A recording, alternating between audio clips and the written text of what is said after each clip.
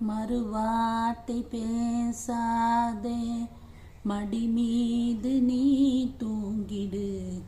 இமை போல நான் காக்க கனவாய் நீ மாறிடு. மயில் தோகை போலே விரல் உன்னை வருடும். மனப்பாடமாய் உரையாடல் நிகழும்.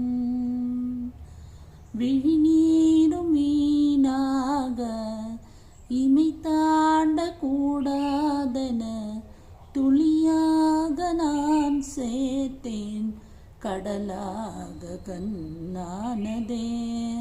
மறந்தாலும் நான் உன்னை நினைக்காத நாள் இல்லையே. பிரிந்தாலும் என் அன்பு ஒரு